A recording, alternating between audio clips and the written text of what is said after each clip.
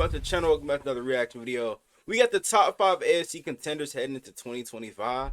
Let's check In this today's out. video, I'm going to be covering the top 5 contenders in the AFC. Subscribe and like the video if you do go on to enjoy. Let's hop into it. So before we get into my official top 5, I do want to hand out one honorable mention, and that team is going to be the Los Angeles Chargers. They were seriously considered for this video. In fact, they are like really neck and neck with my number 5 team.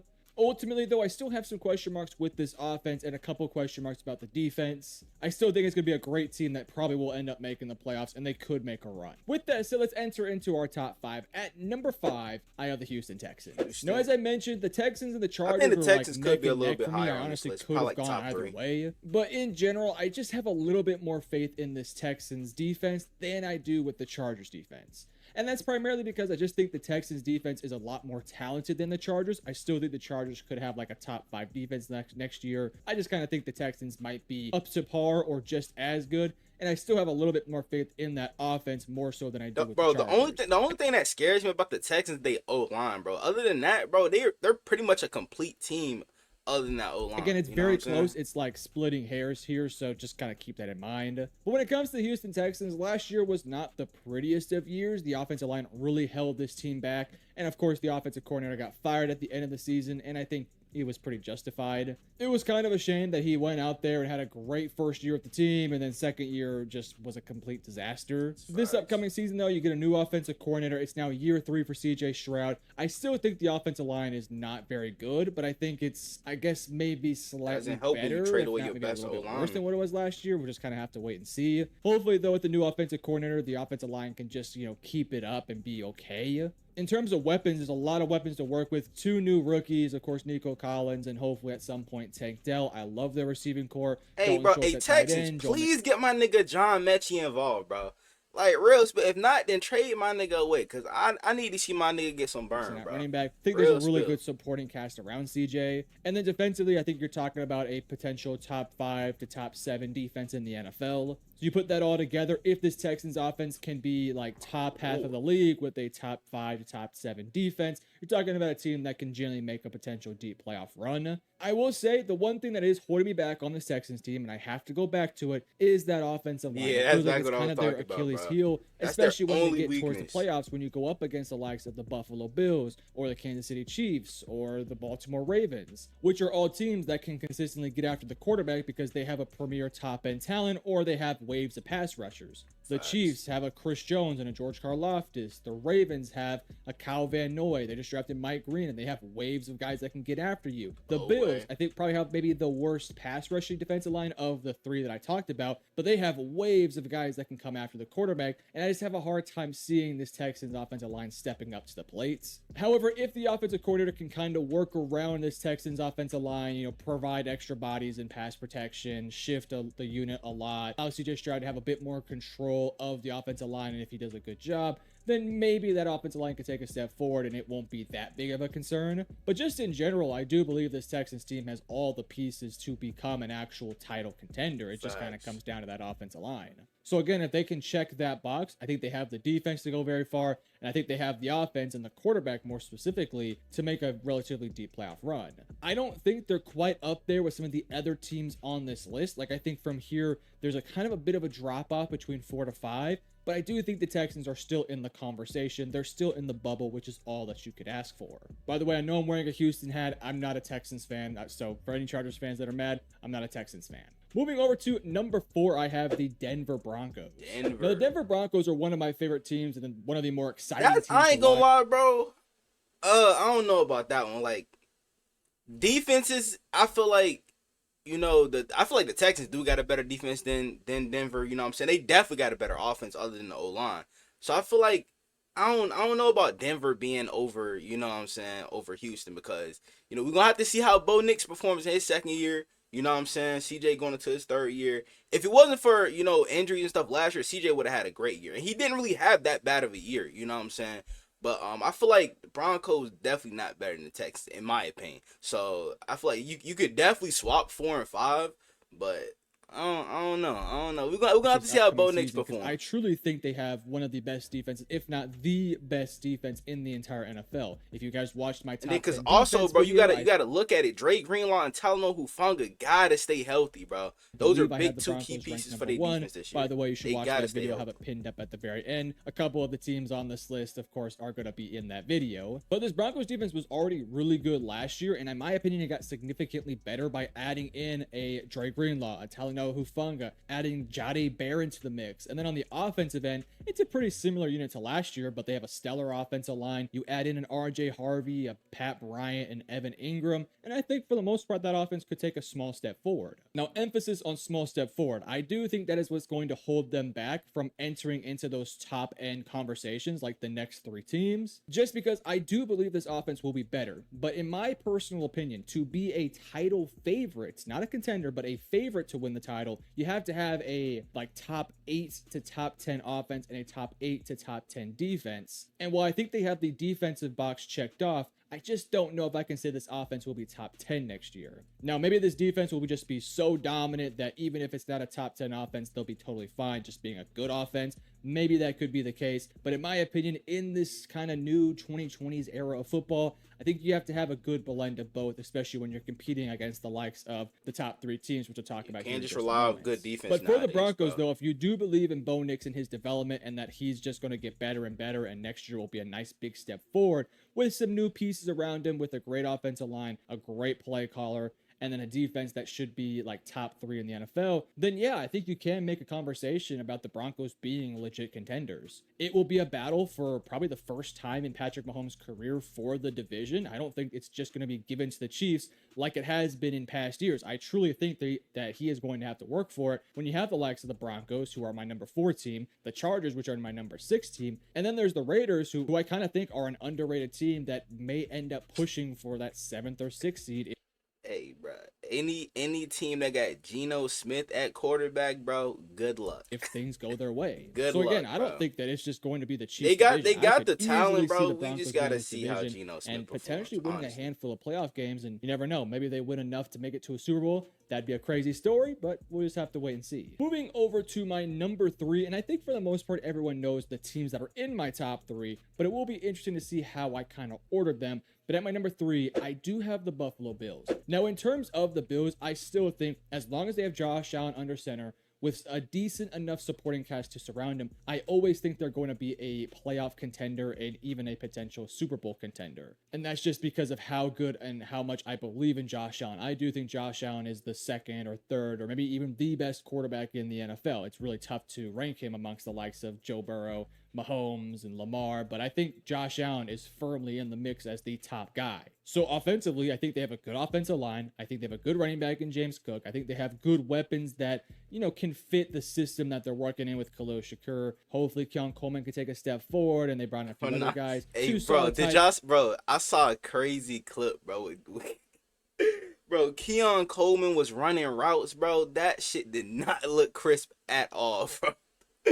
That nigga was running Spencer James ass routes. I'm like, bruh, yeah, you better not do that against us week 1, gang, cause that shit getting locked down. I'm telling you right now. I do think this offense will be a top 5 offense next bruh. year. And then defensively, I still don't think it's like the greatest unit in the world. I think it definitely has some flaws to it, but they added a lot to the defense definitely underrated, especially their secondary. 5 pieces to it, because I think they're kind of wanting to take an approach similar to Philadelphia, where we may not have one guy that can consistently get after the quarterback. In the case of Philadelphia, they kind of did with Josh Sweat and Jalen Carter, but I think the Buffalo Bills are kind of taking a bit of a page out of their book, but not the entirety of it, where they say, we may not have a guy who can consistently get after the quarterback, but we're going to have 4 guys on the defensive line that can get after the quarterback. And then once those guys come out, we're going to have 4 different guys come in that can do the exact same thing. You add in a Joey Bosa, a Michael Ho, a Larry Ogunjobi. They drafted some people as well. And then you still have the guys you had from last year. I think it's a great lesson for this team to learn after last year not really being able to do so against Patrick Mahomes. This year, they should have waves of guys that can get after the quarterback. Now, we'll see if they can ultimately get to Patrick Mahomes when it comes down to the playoffs, because let's be honest, if the Bills want to make that Super Bowl appearance, they're probably going to end up having to face the Chiefs at some point in that run, whether it's in the AFC Championship game or in the divisional round.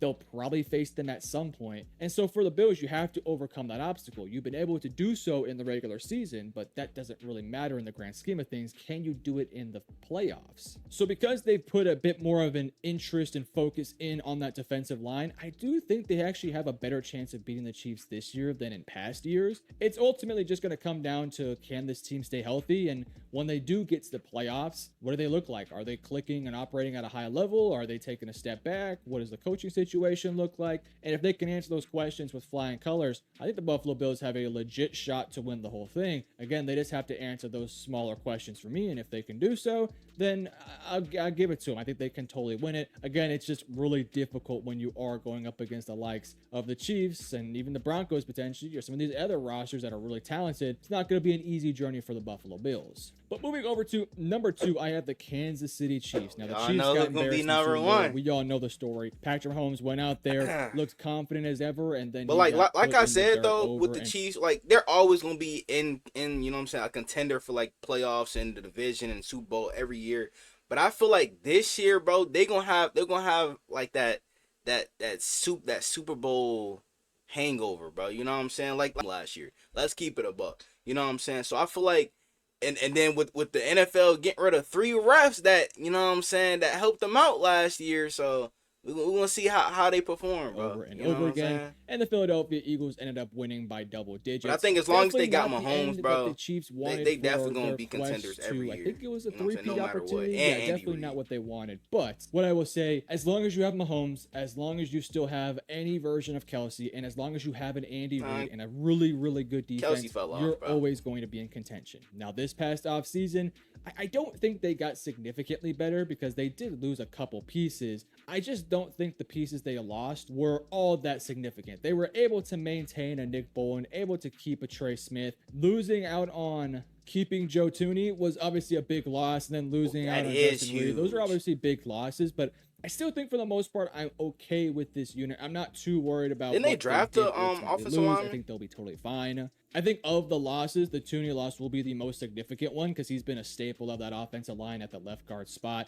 And without him there, it's kind of unfortunate because he was ultimately able to play a lot of different roles for this offense. And he's gonna be big time missed next year. And I want to say this: I think people that are just glossing over that loss and saying, "Oh well, we kept Trey Smith, we drafted Josh Simmons, we also brought in." I wouldn't say kept him, got franchise tag him. Like I get it. I understand that you have those pieces, but I do think losing a Joe Thuney is a massive loss, and it's going to be very difficult to replace that production, especially when you're talking about an unproven piece in a Kingsley who's working for a spot, an unproven piece in Josh Simmons who's working back, that's what an unproven piece from Jalen Moore who has been a backup his whole career. So it's going to be really intriguing to see how that left side of the offensive line works out for Kansas City. It probably won't show an ugly face in the regular season just because they can typically work around it. But when we do get into the playoffs, when every minor detail can be exploited, I'm intrigued to see if the Chiefs are able to be competent enough on that left side with all the younger bodies they're going to have to, make that deep playoff run. I still think they're okay because at the end of the day, I still believe in this defense to hold any offense to less than 30 or less than 40, I guess, because of how good these offenses are. I still believe in Andy Reid. I still believe in Mahomes. Kelsey's probably on his last leg. I would not be surprised if this is his last year, but he's still Travis Kelce, and I'm sure he'll be fine. Rashee Rice, I think he's going to serve a suspension, but when he returns, he should be back to full health. He was a major loss for them because of how dominant he was early in the season. Let's see if he can return to form. Again, a couple questions with this team. But again, as with every team here, if this team can pass, the test, if they can check off the boxes of some of the concerns I have, which would be the left side of their offensive line, what does Rashee Rice look like? Can Justin Reed's replacement and Jaden Hicks look totally fine? If they can pass those, then I easily think the Chiefs are right back in the conversation. And even if they can't pass those, I still think they're going to be in the conversation because of how clutch Patrick Mahomes is and how good I think he is, that I think he'll be able to get the team there. It'll just come down to execution when they actually get to those spots. So in general, this Chiefs team, yes, they, in my opinion, took a small step back and probably have a bit more questions than what you would probably like. But I also think this Chiefs team has the formula and has the proven success of past years to, count on and rely upon. They're an experienced unit. They've been there. They've done that. I feel like I say that every single time when I talk about the Chiefs, but they truly have. They've won multiple Super Bowls, have multiple Super Bowl appearances, have dominated the Ravens and the Bills, and maybe not the Bengals to the fullest extent, but at times the Bengals, and have done all that in the playoffs. So if they can continue to impress me next year, then I think they could easily be my number one. But again, I think there's just a couple more questions than what I would like with this Chiefs team, and that's what holds me back from putting them number one. Because number one, I do have the Baltimore Ravens. Now, let's be honest, the Ravens have... Like, I know everybody gonna say, well, Lamar can't win the big game. Nigga, just shut the fuck up. Real spill. Like, you know what I'm saying? Niggas just, not watch the games, bro. If it wasn't for, Linderbaum fumbling the snap last year, you know what I'm saying? Mark Andrews fumbling and, you know what I'm saying, dropping the ball and shit like that, we would have beat the Bills 100%. You know what I'm saying? But I'm low-key tired of, every year with us being like a top contender, you know what I'm saying? Then when it comes to the playoffs, we don't, you know what I'm saying? We don't do what we supposed to do. But I feel like this year might be different. Emphasis on might, you know what I'm saying? Our defense is stacked. Offense is stacked, you know what I'm saying? Derrick Henry's second year, you know what I'm saying, with Lamar by his side. So I feel like, and then Lamar coming off his best season of his career, you know what I'm saying, throwing for over 4,100 yards, 41 touchdowns, 4 picks, also running for almost 1,000 yards as well, 4 touchdowns. I feel like, bro, he's just taking a step up each and every year, bro. So I feel like this year might be different, hopefully. You know what I'm saying? I'm just tired of talking about it. I just want us to go out there, you know what I'm saying, get the 1 seed, and then just win a Super Bowl, bro. You know what I'm saying? I'm tired of you know what I'm saying, people saying Lamar can't win this, he can't do this, he's never gonna, you know what I'm saying, win a Super Bowl, he's a choke artist and shit like that. I'm tired of that. You know what I'm saying? So this year better be different, bro. You know what I'm saying? If it's not, bro, and we don't win the Super Bowl, I'm not gonna lie, bro. Y'all gonna witness a generational crash out. No bullshit. I promise you that. You know what I'm saying? So not been able to make we're that just gonna have to get the thing to the done fullest this year, extent. bro. They've been a couple times to the divisional round, occasionally get a little bit further, but they haven't been able to, beat the Chiefs or consistently beat the Bills to make that Super Bowl appearance. And this is a shame because they've had the talent to do so. They have a ton of great pieces. Lamar Jackson is and niggas just want to act like it's just Lamar Jackson, bro. It is a team sport.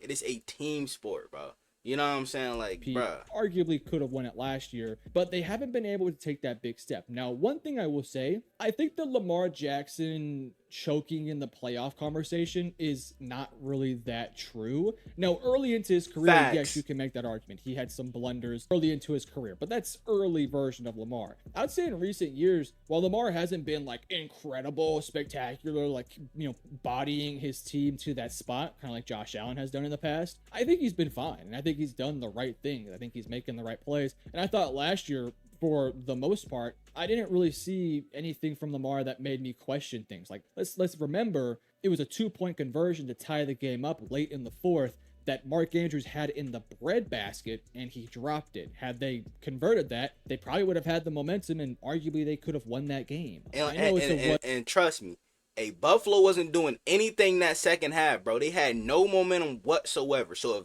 Josh would have got that ball back, we would have had another stop. Scenario, but I just want to throw that out there because I believe I think that Lamar's been pretty solid in the playoffs the past couple years. Far from perfect, and he's made some mistakes, don't get me wrong, but I think he's been good enough to get them there. And as we look forward to this next season, I do look at this Ravens team as the team that, in my opinion, has the least amount of questions to answer. It's essentially the same team as last year. Lamar shouldn't have to play hero ball every game, bro. Which that will be a big loss. I have some general concerns with the offensive line and what that unit will look like, but because of how their style is, I'm not too worried about it. It's a very run-heavy team that if you can just get big bodies that can, get downhill and, be decent enough in pass protection, then you'll be fine. Again, just some slight concerns there. You lost Patrick McCarry. That's a big loss, but not generally too concerned there. Your weapons are not spectacular, but Zay Flowers is really good. Rashad Bateman's kind of coming into form a little bit. You brought in DeAndre Hopkins. You have 2 very good tight ends. You probably have the best or second best running back in the NFL. And then defensively speaking, you have waves of guys that can get after the quarterback with go-to guys as well, like a Kyle Van Noy, a Justin Madubuike, and we'll see what Mike Green can do. You know, your linebackers are returning from last year. They should be even better. Roquan Smith is a Pro Bowl, All-Pro guy lock every year. And then your secondary is just getting better and better and better. You just brought in Jair Alexander, too, and if he can stay healthy, then my goodness, this defense looks good. So you have all the pieces to get the job done. It just kind of comes down to that. You just have to get the job done. You have the pieces. You, in my opinion, have a solid enough coaching staff. You're experienced. You shouldn't get to the playoffs with shaky hands. You should be totally natural and totally comfortable. And I think it's kind of their year. I think they have maybe a 1 to 2 year window here and of, you know, with this current roster to really get the job done. Now, that's not to say they can't win a title 5 years from now. They totally can. I'm saying over the course of the next 2 to 3 years with this specific version of the roster, with Derrick Henry, Mark Andrews, you know, all the guys on the defense, this is probably your best chance. Because in 2 to 3 years, Derrick Henry's probably going to retire. You know, I think he wants to be able to walk when he's 70, we got to right? get him. Mark Andrews probably going to be somewhere else or retired. And you look at other pieces around this, like Kyle Van Noy's getting a little bit older. Marlon Humphrey's a little bit older. Not saying he'll be retired, but, you know, he'll be a little bit older. Everyone's kind of in the prime heading into this next season. Hopefully health goes their way. Because and like, hey, bro, factor. I saw top 10 cornerback rankings. Marlo won't even in that bitch. I'm like, what? Like, this nigga came off a first team All-Pro season, 8 picks, and not even in the top 10? See, I ain't gonna lie. We need to start snatching people jobs, bro. I'm gonna keep it a buck. Marlo not top 10 is crazy. For every single team. But if health is not a factor for this team, then I do think the Ravens have the best chance of winning the title here. I think they have the best roster in the AFC. And if you were to ask me who's my favorite to win the Super Bowl this year, I would say it's probably the Ravens. I do think the Ravens are the one team that could beat the Eagles in the Super Bowl, assuming the Eagles do make it that far and they don't. Burbo, bro. Burbo goes. Now, that doesn't mean I'm going to predict the Ravens to win it, because the Ravens have also shown vulnerability in the playoffs in past years, and I can't just gloss over that. But I did just. And also another key piece of why we haven't been able to get over that hump in the playoffs, our defense has not been able to force turnovers, bro. We've been turning over the ball every time in the playoffs, but never forcing them. That's one thing we gotta fix, bro. As of today, as of July 18th, when I'm reporting this, the Ravens are probably my favorite to win the title. I'm not sure if I'm going to predict them too, because of some of the past blunders they've had. But it'll all be interesting. Let me know in the comment section below. What do you think of my top 5 AFC contenders, and who are in your top 5 AFC contenders? Let me know down below. And if you enjoyed, hit the like and subscribe button. Love you guys.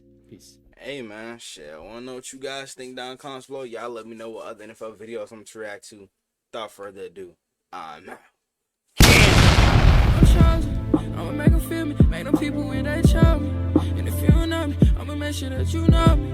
I hate to say it, but I really think I'm broke. But I know I'm chosen, I really know I'm chosen. I know I'm chosen. I was just lost a year ago, but now I'm focused.